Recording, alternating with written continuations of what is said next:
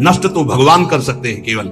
ये आकाश में छाया हुआ शत्रु समझो, जिस समय इसका समय आएगा उसी समय भयानक घटना रूप बन जाएगा, ये रोग रूप बन जाएगा, किसी की भी बुद्धि में बैठकर आपका अहित करवा। बड़ा विचित्र स्वरूप है। कोई पूछ रहा था कि भाई भगवान के यहां तो बहुत नरक भोगवाएं फिर यहां जन्म दें और कष्ट दें, ऐसा एक पाप कर्म है? अगर इस सृष्टि में भारत में तुम एक कोई पाप कर्म तुम्हारा प्रकाशित हो जाए कि एक हिंसा की, एक बेविचार किया, एक छेड़ा, तो उसकी सजा देख लो जाके कानून में। बोले 20 वर्ष की जेल और 1 लाख रुपया जुर्माना। इसके बाद जुर्माना क्यों, जब उसको सजा दी जा रही है तो जुर्माना कैसे दे? उसको तो सजा दे दी। नहीं, कानून है, ऊपर से है जुर्माना। तुमने ऐसा किया 7 साल की जेल, 50,000 जुर्माना देना पड़ेगा। ऐसे ही नरक भोग और इसके बाद पुनः तिर्यक योनियों में जन्म और उसका दंड, ये जुर्माना। खेल तमाशा समझो। लाखों पाप ऐसे हैं जो तुम्हारे प्रकाशित नहीं हुए, हमारे प्रकाशित नहीं हुए। अगर भगवान की प्राप्ति नहीं होगी तो एक एक सेकंड के कर्म का भोग भोगना पड़ेगा। ये कब तक चलता रहेगा? जब से सृष्टि रची गई आज तक चल रहा है। तो इसलिए मुझे मनुष्य शरीर से तत्वबोध या भगवत प्राप्ति अत्यंत आवश्यक है। ये काम करने के लिए हम आए। कर्मों को भोगना ही पड़ता है, चाहे जहां भाग के जाओ। किसी ने प्रश्न किया था कि आपने कहा देवराज इंद्र ने अहिल्या के साथ गलत व्यवहार किया, तो आपने ये नहीं बताया उसको दंड क्या मिला। क्योंकि दंड का विषय नहीं चल रहा था, विषय चल रहा था कि भोगाकर्षण कितना प्रबल होता है कि हजारों लाखों अप्सराओं का स्वामी भी, देवराज इंद्र भी, एक मुनि की कुटिया में जाता है और वहां ऐसे गंदे भाव से गौतम ऋषि का वेश धारण कर अहिल्या जी का, तो उसको जानते हो क्या दंड मिला था?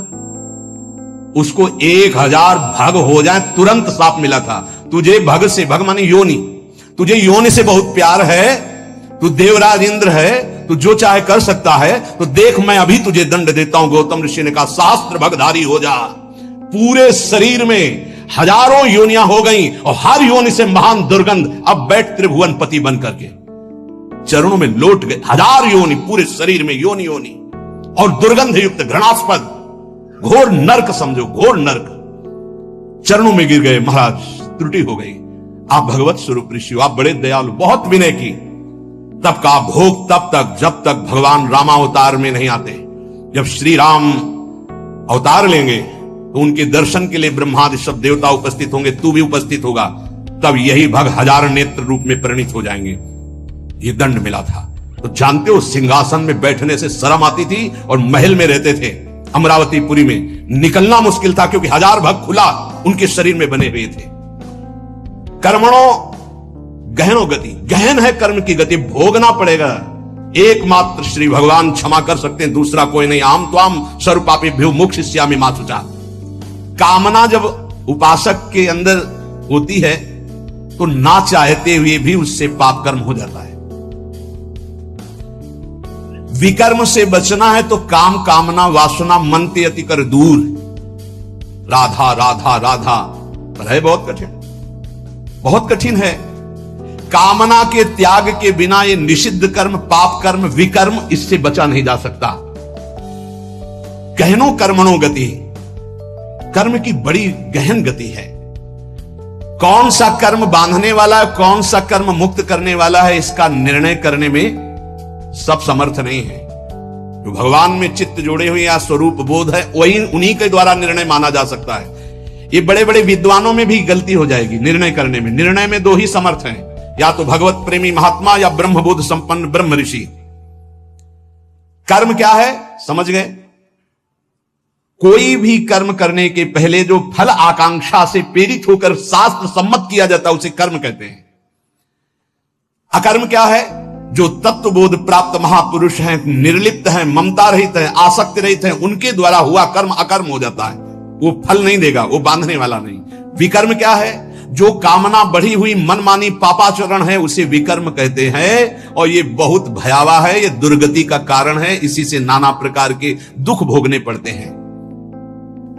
श्री भगवान कह रहे हैं जो कामना से कर्म होते हैं वो कामना अधिक बढ़ जाने पर केवल पाप होने लगते हैं। जैसे धन की कामना से कर्म शुरू होते हैं, फिर धन की जब ज्यादा इच्छा हो जाती है तो बेईमानी, चोरी, हिंसा, छल कपट, इसके करने में कोई भय नहीं रह जाता। अकर्म हमारे कर्म हो जाए ये बहुत जरूरी है। अकर्म उसके दो ही उपाय हैं, या तो निर्लिप्त, फलासक्ति रहित, ममता रहित, ये तो स्वरूप बोध महापुरुष में होता है। तो एक सरल उपाय है, अपने शास्त्र सम्मत कर्तव्य कर्मों को फलेच्छा का त्याग करके श्री भगवान को समर्पित कर दो। राधा राधा जपो, नहीं बहुत यहां जो भी करोगे उसका दंड मिलेगा। महाप्रभु हरिवंश चंद्र जी कहते हैं, जैसी हरिवंश नरक गति दुर्भर, यम द्वारे कटियत नक छीके। छींक दिया उसका भी है, कहां छीका, किस जगह, अंगुली उठाई किस लिए, एक एक चेष्टा का तुम्हारे कहने से थोड़ी होगा। अरे कहीं कुछ नहीं, ये बावरे लोग हैं, इनको क्या पता है। जब दंड मिलते हैं तब इनको समझ में नहीं आता कहां से मिल रहा है दंड। अजर अमर हो, अविनाशी हो, शरीर को लेकर के देहाभिमान से बात कर रहे हो, कोई भगवान नहीं, कोई नहीं। हमारे आंख मूंदने से हो जाएगा क्या, इस अपराध का दंड है। ऐसे ही यहां जो पापाचरण कर रहे हो, कोई भगवान नहीं, इसका जब हिसाब आएगा तब तुम्हें पता चलेगा। करुणा निधान स्वामी ने ये जन्म तुम्हें अपनी तरफ से करुणा करके दिया है कि तुम मुक्त हो जाओ।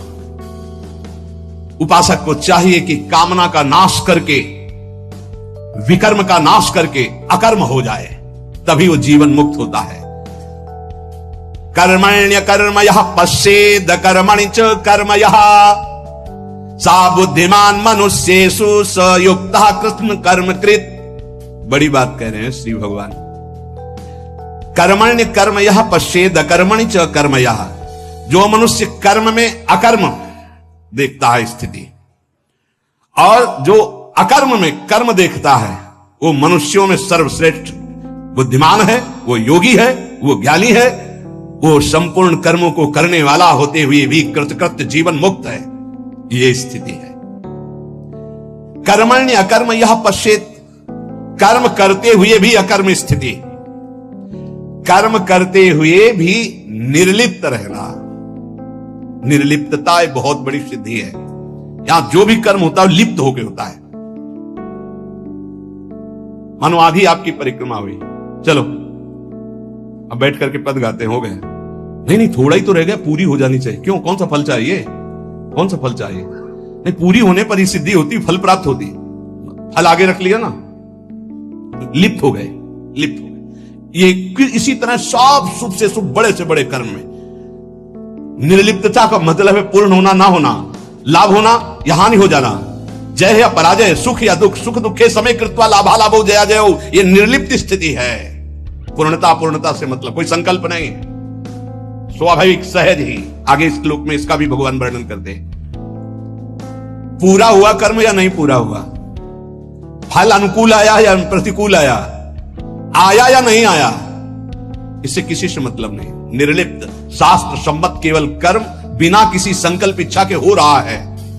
यंत्रवत, अमुक कर्म मैं करता हूं, इस कर्म का फल ये होता है, ऐसा लक्ष्य रख करके जो भी कर्म किया जाता है वो उसे बांधता है। ध्यान दीजिए, यहां भगवान बहुत सावधानी की बात कर रहे हैं। अमुक कर्म मैं करता हूं, इस कर्म का ये फल है, ऐसी भावना रखकर जो भी कर्म किया जाता है बड़े से बड़ा, वो उसे बांधता है, ना कि मुक्त करता है। प्रत्येक कर्म का आरंभ और अंत होता है, शुरू और विश्राम होता है, इसलिए उसका फल आरंभ और अंत वाला होता है। परंतु हमारी जो दुख निवृत्ति होगी वो नित्य पद में होगी, जो निरंतर है, आनंदमय है, सच्चिदानंदमय है, वो अंत आदि वाला नहीं है। क्रियाएं सब आदि अंत वाली हैं, परिवर्तनशील हैं, उनके फल परिवर्तनशील है। पर जीव फल की इच्छा रख करके ही हर कार्य करता है। अंदर की बात है, बिना फल की इच्छा किए तुम कोई कार्य नहीं करोगे। आज ऐसा करते हैं, पहले फल आएगा उसका, इसका फल क्या होगा, ये चलो ऐसा करते हैं। इसलिए भगवान कहते हैं कर्मण्य कर्म यह पश्चेत, जो कर्म करते हुए अकर्म कर दे, उसको फल देने लायक न रखे, तभी जीवन मुक्त होगा। क्या कर्म होगा, निर्लिप्त, अनासक्त, फल की इच्छा रहित। हो रहा है, हो गया तो जय जय, नहीं हुआ तो जय जय, हमें कोई फल थोड़ी चाहिए था। स्वाभाविक एकदम, कितनी अखंड प्रसन्नता, परम विश्राम। लेकिन ये बात जब तक स्व का बोध नहीं है तब तक नहीं होगा, बहुत परेशान हो जाएगा, चिंतित हो जाएगा। फल की इच्छा ना रखने से नया राग उत्पन्न नहीं होता, नया राग उत्पन्न ना होने से वो बंधन मुक्त हो जाता है। ये कैसे समझ में आएगा, बहुत कठिन है ये समझ में आना। साधक सर्वथा वीतराग तभी होगा जब उसका नया राग उत्पन्न ना हो। वीतराग महापुरुष के सारे कर्म अकर्म हो जाते हैं। जीव का जन्म, जीव का मरण, जीव को भोग प्राप्ति कर्मों के अनुबंध से होता है, इसी कर्मों के बंधन से। जैसे किसी परिवार में बालक हुआ तो उसमें केवल बालक का ही कर्म नहीं है, पूरे परिवार का साथ में जुड़ा हुआ कर्म है। कोई उसकी मां बना, कोई पिता बना, कोई भाई बना, कोई मित्र बना, कोई पड़ोसी शत्रु पक्ष का भी है जिसकी जलन हुई कि लड़का हुआ है। ऋणानुबंध, उनमें सैकड़ों हजारों लाखों के कर्म बंधन उस बालक से जुड़े हुए हैं। किसी का वो ऋण चुकाने आया है और किसी से ऋण वसूल करने आया है।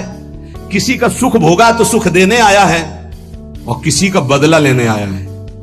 सैकड़ों अनुबंध हैं उसके, एक बार जन्म में सैकड़ों कर्मों के अनुबंध हैं। अनेक जन्मों में अनेक लोगों से किया हुआ कर्म उसको भोगना होता है।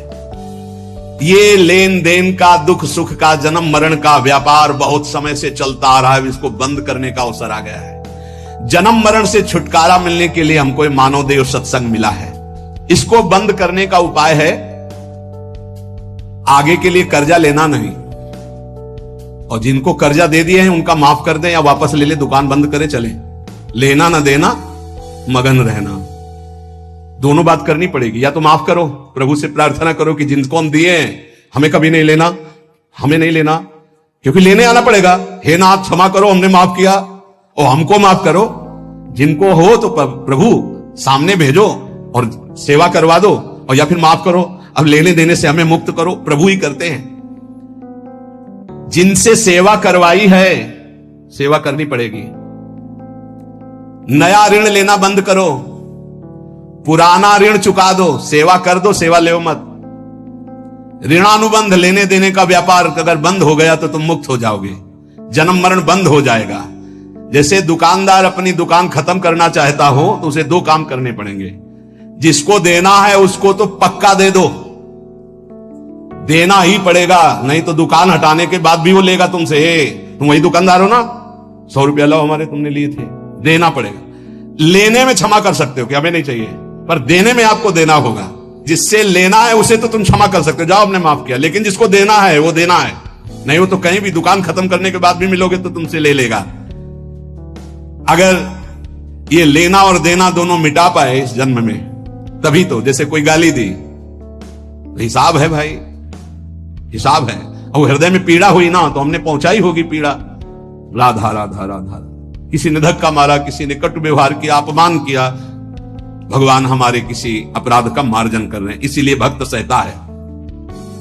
अपने लिए अब किसी से कोई ऋण ना ले, सेवा किसी भी तरह का कुछ भी ऋण, ये ध्यान रखो, यहां से जाना है, हमें यहां से जाना है। शरीर से प्रेम ना अपने करो ना किसी और के करो, ये छूटने वाला है, जाने वाला है। कब जाएगा अब इसका पता नहीं, शाम के जाएगा कि कल सुबह जाएगा कि दोपहर जाएगा, 10 वर्ष में जाएगा कि 5 वर्ष, जाना है। जब हमें जाना है इस देश से तो फैलावा काहे को फैलाओ, समेट के अटैची बिल्कुल तैयार। मरने से सब जग डरा मेरो मन आनंद, कब मरी हो कब भेटी हो पूर्ण परमानंद। समझ में आ रहा है? मरने वाली अब शकुन वाली बात घर में अगर चला दे तो फिर बहुत ही, ये आखिरी मृत्यु होनी चाहिए। पर घर परिवार में बातें अब शकुन मानी जाती है, मरने की बात नहीं। क्यों? क्योंकि फिर पापाचरण में रति नहीं होगी अगर मरना दिमाग में रहेगा। नारायण स्वामी ने कहा 2 बात दिमाग में रख लो, एक नारायण को, दूसरी मृत्यु को। क्योंकि जाना है यहां से तो गंदी कमाई काहे को करो, अच्छी कमाई भगवान नाम, दूसरों को सुख प्रदान करना। संसार से जो तुमने ऋण लिया है, अब हम किस किस को जाने किस किस जन्म से क्या लिया है, तो सरकार कह रहे हैं अहम त्वाम सर्व पापे भ्यो मोक्षयिष्यामि मा शुचा। श्री कृष्ण की शरण में हो जाओ, वो लेना देना दोनों का हिसाब कर देंगे। मालिक, नौकर का ऋण मालिक चुकाता है, सेवक का बंधन मालिक मुक्त करता है। कोई भी गड़बड़ी हो जाए तो आगे मालिक को आना पड़ेगा। अगर सही ईमानदार मालिक है तो छाती आगे लगे, नहीं मुझे मार लो, इसको छोड़ दो, जो भी कहो वो मैं दंड स्वीकार कर, इसको छोड़ दो। तुरंत विभीषण पाछे मेला, सन्मुख राम सहयो सोई सेला। ये हमारे स्वामी का स्वभाव है। सेवा भजन जप ध्यान समाधि, अगर ये अपने लिए है तो बंधन बहुत जोर का भी रहेगा। समाधि तक। और अगर ये जगत मंगल के लिए है तो लेना देना खत्म हो जाएगा इसी से। ये भी अपने लिए नहीं है। अब आप ये भी समझ लीजिए, कह रहे सेवा भजन जप ध्यान समाधि ये जगत जगदीश स्वरूप है, इनके लिए है। जो भजन कर रहा हूं, सर्वे भवन्तु सुखिना सर्वे सन्तु निरामया, अगर इसका सुख मेरे लिए है तो फिर आओ यहां। अगर ये भगवान को समर्पित है, बहुत समझना है, बहुत समझना है। ये महापुरुषों के वचन हैं। कैसे आओगे? देवराज इंद्र, बड़े बड़े देवता, बड़ी बड़ी पदवियां, बड़े बड़े वैभव, ये सब साधन भजन करने वाले को तो मिले। मानो जो इसी देश के बड़े बड़े पदों में है, सब पुण्यात्मा है, इनका तप हुआ है। अब जो किया जाएगा वो आगे की फसल है, लेकिन पीछे की बहुत जोरदार फसल है। अगर मुक्त होना चाहते हो तो भजन भी अपने लिए नहीं है। तो दीहम वस्तु गोविंदम तो भ्रमेयो, लेना न देना मगन रहना, जीवन मुक्त हो गया। अब आपको लगेगा, जानते हो कैसे बात करते हैं महाराज, आज से एक माला आपके लिए कि आपका रोग ठीक हो जाए, 10 हमारी। एक माला सिर्फ आपको देंगे, इष्ट और गुरु को एक माला, 10 माला मेरी नहीं भैया, मेरा अस्तित्व नहीं। अब जो कुछ हो रहा है वो सब आपके लिए है। आप जीवन मुक्त हो गए। ये बड़ा सूक्ष्म विषय है, बड़ा सूक्ष्म विषय। जीवन मुक्त होने के लिए आना ना जाना, सेवा भजन जप ध्यान समाधि, ये केवल संसार के हित के लिए है। माला के घुमाए, इतना कष्ट सहकर माला घुमा रहे हो, करे दूसरों के मंगल के लिए। यही है लेना न देना मगन रहना, इसी से सब कर्जा मिट जाएंगे। भजन करने से सबके कर्जे निपट जाएंगे, जन्म जन्मांतर के जो है। नहीं कहां तक देंगे हम? कोई पीट रहा है, किसी को पीट रहे, सब हिसाब किताब हो रहे। कभी गर्भई में नष्ट हो गए, कभी जवानी में, कभी ये, कितना प्रपंच है। जब तक किसी के भी साथ संबंध रहेगा तो इस प्रकृति में आना पड़ेगा। एक और ऊंची बात है कि अब मैं भजन करता नहीं, मेरा राम भजन करते हैं। ये अब मतलब संतों की बात को कोई समझ पाए बड़ा कठिन होता है। लेकिन तुम ना ले आना ये बात अभी से कि हाँ हम तो भजन नहीं करते, श्री जी हमारा भजन करते हैं। वो बहुत ऊंची स्थिति की बात, जीवन मुक्त महापुरुषों की बात। भला ये बात पचेगी कि आज से जितने माला करेंगे, पाठ करेंगे, भजन करेंगे, सब अड़ोस पड़ोस में बट जाएगा, तुम्हारे लिए नहीं रहेगा। हम क्यों जाए फिर बाड़ी पाठ में, हम क्यों माला चलाएं? इतनी परेशानी होकर माला चला तो मेरे लिए नहीं है। इसका मतलब समझते हो? इसका गूढ़ मतलब है, एक माला जपा और कह दिया कि सबका मंगल हो, तो सबके मंगल का जो फल है वो आपको भगवत प्राप्ति करा दिया। समझ रहे हो? ये आंतरिक रहस्य है संतों का। 1 रुपया फेंको और 1 अरब रुपया एक साथ फायदा ले लो। फायदा हुआ कि नहीं हुआ? अगर 1 रुपए में 1 अरब, तो भारत में तो जनसंख्या कितनी है? 140 करोड़ है। ये तो केवल मनुष्यों की हुई। और दीमक की कितनी जनसंख्या है? पशु पक्षियों की, चींटी की, कितने जीव हैं? सर्वे भवन्तु सुखिनः। भजन किया, साधना हुई, सर्वे भवन्तु सुखिनः, तो सबका कृपा प्रसाद मिला और वो भगवान को प्राप्त हो गया। समझ रहे हो? भगवत प्राप्ति, सबका कृपा प्रसाद मिला। भूल चूक से लेन देन जिसके साथ हो चराचर जगत में, सबका खत्म। क्योंकि भगवान नाम जप करके सर्वे भवन्तु सुखिना, हम अपना भजन सबको देते हैं। तो उससे क्या हुआ? सबके हृदय में बैठे हुए मेरे आराध्य देव राधा वल्लभ लाल जी मुस्कुरा दिए, हमारा काम हो गया। अब समझ में आई बात?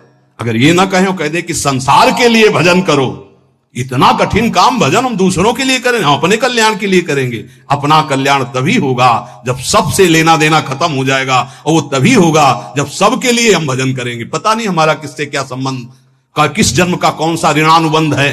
तो सर्वे भवन्तु सुखिना सर्वे सन्तु निरामया, सबसे मुक्त हो गए और भगवत प्राप्त हो गए। ये बड़ा सूक्ष्म विषय है। जो अकर्मणि च कर्मयः, पहला बताया कर्म करते हुए अकर्म, हमारा कोई फल की आकांक्षा नहीं। जो सत्कर्म हो रहे हैं सबका मंगल हो। अकर्म ही है वो उसे फल नहीं दे पाएंगे, उसे बांध नहीं पाएंगे। अब यहां कह रहे हैं अकर्मणि च कर्मयः, कोई कर्म नहीं कर रहा पर उसमें कर्म देख रहा है। वो निर्लिप्त महापुरुष कोई कर्म नहीं कर रहा लेकिन उसका मंगल हो रहा है पूरी जगत का उससे। वो जहां से निकल रहा है, उसका जो दर्शन कर रहे हैं, जो वायु स्पर्श कर रही, जो संभाषण हो रहा है, जिसका पानी पी ले रहा है, जिसका भोजन पा ले रहा है, सबका मंगल हो रहा है। वो कोई मंगल का संकल्प नहीं कर रहा, लेकिन सबका मंगल हो रहा है। जैसे सुगंधित वायु बिना प्रयास के सबकी घ्राणेंद्रिय को सुख पहुंचाती है। संसार में कोई कार्य करने के लिए प्रवृत्त होता है तो उसके सामने दो बातें होती, करना और ना करना, प्रवृत्ति और निवृत्ति। जो महापुरुष होते हैं ना प्रवृत्ति होती है ना निवृत्ति होती है। अब वो बड़ी ऊंची स्थिति है। ऐसे महापुरुष अकर्म में भी कर्म देखते हैं और कर्म में भी अकर्म देखते हैं, अर्थात निर्लिप्त रहते हैं। नैव तस्य कृते नार्थो ना कृते नेह कश्चन, कोई भी प्रयोजन नहीं होता, पर स्वाभाविक जगत मंगल उनके द्वारा होता रहता है। जब तक कोई भी प्रकृति से संबंध रखेगा मुक्त नहीं हो सकता। ये सब प्रकृति है, स्थूल सूक्ष्म कारण, तीनों लोग, चराचर जगत। ऊब गए होगे सुन के। अब देखो जरा विचार, आश्रय कितना मीठा है ना। ये है कठिनता, तभी कहा गया मुक्त होना कोई खिलवाड़ है। पर एक सांकरी गली है, आ जाओ, बिल्कुल नजदीक है हमारे भाई श्यामाजू को राज, वो सब ठीक कर देंगे। बहुत करुणामयी है लाडली जो। जरा सा जहां मुस्कुराकर प्रीतम की तरफ देखा, कहा आने दो, पास हो जाएंगे। तो अब तो हमें भरोसा हो जाना चाहिए कि हमें कहा कि आने दो नहीं, हमें तो पास करवा दिया, बुला लिया। वृंदावन आ गए, श्री जी का जस सुन रहे हैं। श्री जी इतना कठिन है, देख लो। एक योग का वर्णन हो रहा, कितना कठिन है। प्रकृति की रचना से किंचन मात्र संबंध नहीं रखना, और यहां इसी में लगे हुए हैं, केवल इसी में, प्रकृति के ही पोषण में लगे हुए हैं। बड़ा कठिन। परमार्थ की उन्नति को नहीं जानता, प्रकृति की उन्नति को जानता है। प्रकृति से किंचन मात्र संबंध न रहना, यह परमार्थ की उन्नति है, अंदर की बात। इसीलिए अध्यात्म बड़ा सूक्ष्म है। न प्रवृत्ति न निवृत्ति, ऐसी स्थिति वो महापुरुष अकर्म में भी कर्म और कर्म में भी अकर्म स्थिति देखता है। चलना फिरना, खाना पीना, स्थूल शरीर की क्रियाएं, एकांत में रहना, चिंतन करना, ध्यान लगाना, सूक्ष्म शरीर की क्रियाएं, और समाधि लगाना, कारण शरीर की क्रियाएं, ये तीनों क्रियाएं मेरी नहीं है, निर्लिप्त। ये स्थिति उस महापुरुष के द्वारा सारे कर्म अकर्म होते हैं। इसीलिए योगस्था कुर कर्माणि। सब बुद्धिमान मनुष्येषु, वही बुद्धिमान है जो कर्म में अकर्म और अकर्म में कर्म को देखता है। सायुक्तः, जो सिद्धि असिद्धि में, जय विजय में, लाभ हानि में, सुख दुख में समान रहता, वो भगवत प्राप्त महापुरुष होता है। परंतु जब तक कुछ पाना शेष है, तब तक आना और जाना भी शेष है। शब्द ध्यान कीजिए, जब तक कुछ पाना शेष है तब तक आना और जाना शेष है, और जब कुछ पाने की इच्छा नहीं रखती है अंदर वृत्ति कोई बुद्धि, तो वो जीवन मुक्त अवस्था को प्राप्त होती है। नाशवान शरीर से संबंध रखने वाला पाने की इच्छा रखता ही है। जब शरीर संबंध छूट जाता है तब परमात्मा की प्राप्ति होती है। करना, जानना और पाना, ये तीनों बातें सिद्ध पुरुष में नहीं होती। करना, जानना और पाना, ये तीन बातें सिद्ध पुरुष में नहीं होती। उसे ही जीवन मुक्त महापुरुष होता। ना कुछ करना बाकी है, ना कुछ जानना बाकी है, ना कुछ पाना बाकी है। वो इस अशुभ संसार से मुक्त हो जाता है। यस्य सर्वे समारंभा काम संकल्प वर्जिताः ज्ञानाग्निदग्ध कर्माणं तमाहु पंडितम बुधाः। भगवान इस श्लोक में वर्णन करते हैं कि जिसका बिना किसी संकल्प के, कामना की, बिना किसी कामना के संपूर्ण कर्म हो रहे हैं, वो कर्म ज्ञान रूपी अग्नि में जलकर भस्म हो जाते हैं। वही जीवन मुक्त, वही पंडित, वही बुद्धिमान। तो एक ज्ञान अग्नि है और एक प्रेमाग्नि है। तो अगर ज्ञान समझ में ना आ रहा हो तो बस इतना समझ लो कि हर कर्म भगवान को अर्पित कर दोगे, वो तुम्हें बांध नहीं पाएगा। बड़ी चतुरता की बात है, पर माया भुला देगी, अर्पण करवाना भुला देगी। इसलिए सबसे प्रार्थना है कि प्रातः से लेकर शयन तक जो भी आपसे कर्म हो, पहले निरीक्षण करो, इसमें गंदी बात, गंदी सोच, गंदी क्रिया कौन सी हुई, और उसको डायरी में लिखो कि ये शास्त्र विरुद्ध बात हमसे हुई, जीवन में हमसे ना हो, भगवान से प्रार्थना करो, ऐसी हिम्मत बनाओ, उससे अलग निकलो, और जो पवित्र आचरण हुए भगवान को समर्पित कर दो। धीरे धीरे आपके अपवित्र भाव नष्ट हो जाएंगे, फिर पवित्र भाव श्री भगवान में स्थित हो जाएगा और जीवन मुक्त हो जाएगा। बहुत सरल उपाय है, वो शास्त्र सम्मत है। हर कर्म भगवान को समर्पित कर। एक स्थिति आती है जब स्वयं समर्पित हो जाता तो कर्म समर्पण पूर्ण हो जाता है, फिर वहां नहीं होता श्री कृष्णार्पणम मस्तु, राधा वल्लभ अर्पणम मस्तु, ये सब खत्म हो जाता है। पर प्रारंभ में सिद्ध बनने की चेष्टा ना करें। अगर भूल हो जाए तो हम कह रहे हैं प्रातः से लेकर रात्रि को जब शयन करो तब पूरा का पूरा जोड़ करके, हे प्रभु सुबह से उठे से शाम तक अभी तक ये सब हुआ आपके चरणों में अर्पित है नाथ, आप मुझे बंधन मुक्त करके अपने चरणों का प्रेम प्रदान करो, अपने चरणों का आश्रय प्रदान करो। ऐसा करने से ये जो बड़ा सुंदर विवेचन है, पर ये समझ पाना बड़ा कठिन है, तो भगवान को समर्पित कर दो, वो सब समझते हैं, वो कर्म बंधन मुक्त कर देंगे। शेष चर्चा आगे।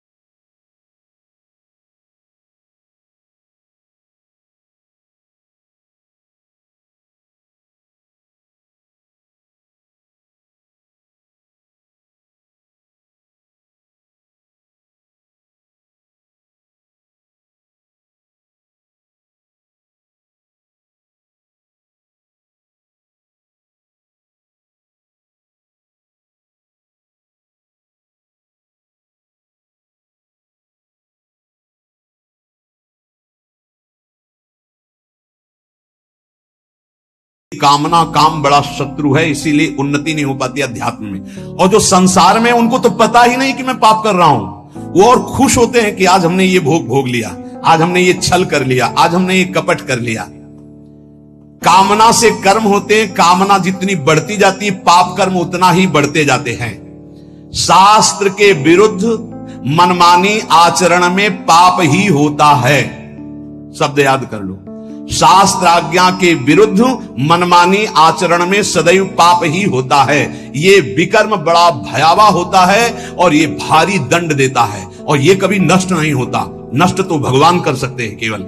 ये आकाश में छाया हुआ शत्रु समझो, जिस समय इसका समय आएगा उसी समय भयानक घटना रूप बन जाएगा, ये रोग रूप बन जाएगा। किसी की भी बुद्धि में बैठकर आपका अहित करो, बड़ा विचित्र स्वरूप है।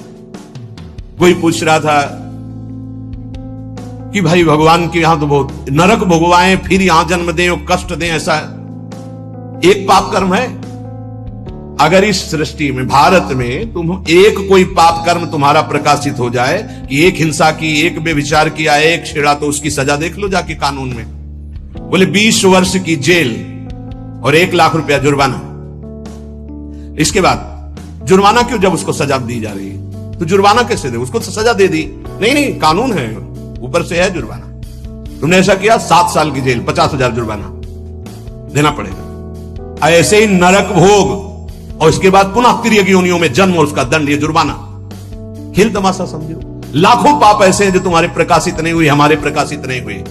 अगर भगवान की प्राप्ति नहीं होगी तो एक एक सेकंड के कर्म का भोग भोगना पड़ेगा। ये कब तक चलता रहेगा? जब से सृष्टि रची गई आज तक चल रहा है। तो इसलिए मुझे मनुष्य शरीर से तत्वबोध या भगवत प्राप्ति अत्यंत आवश्यक है। ये काम करने के लिए हम आए हैं। कर्मों को भोगना ही पड़ता है, चाहे जहां भाग के जाओ।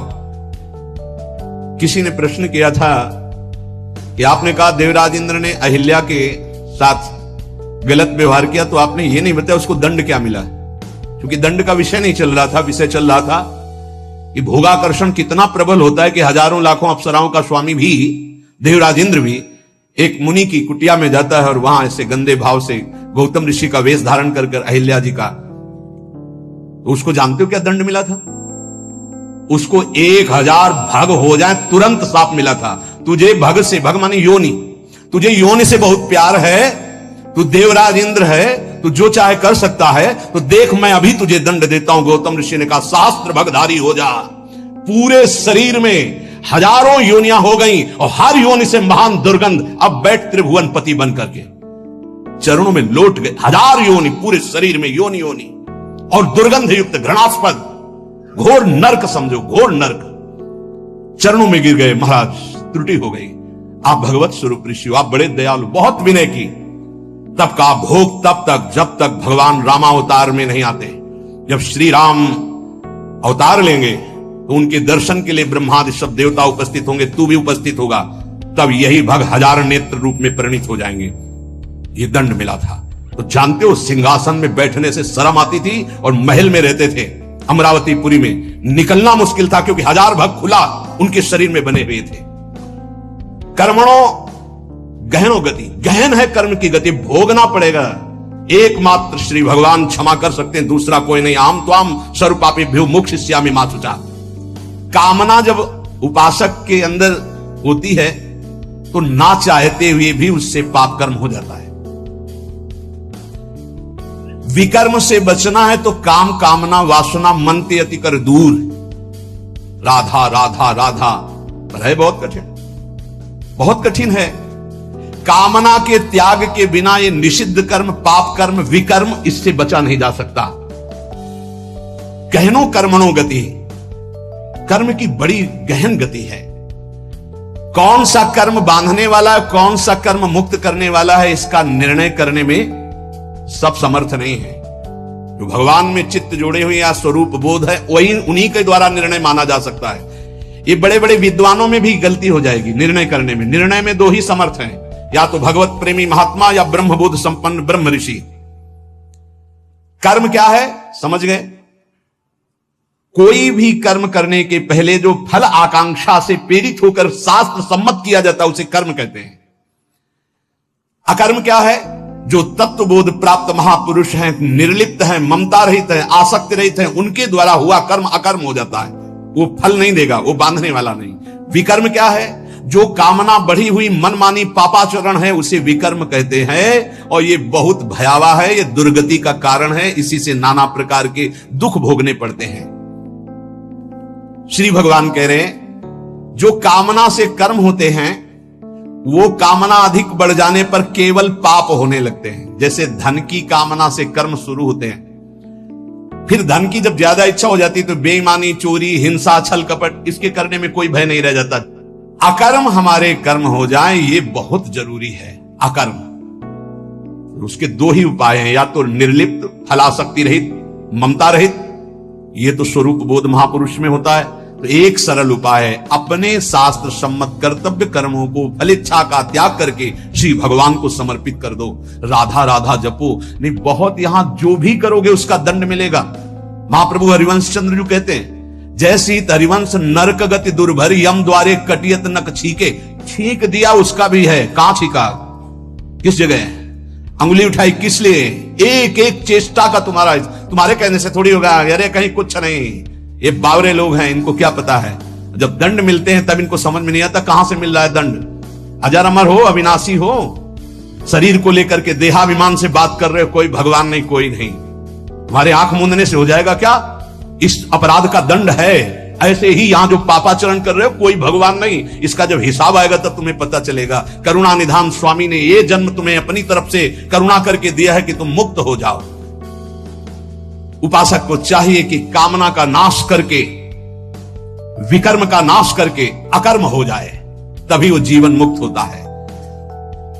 कर्मण्य कर्म यह पश्येद कर्मणि च कर्म यह सा बुद्धिमान मनुष्येषु स युक्तः कृष्ण कर्मकृत। बड़ी बात कह रहे हैं श्री भगवान।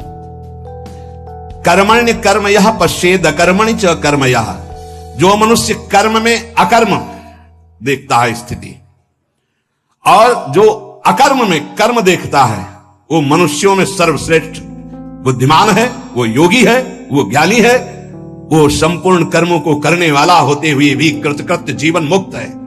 ये स्थिति है।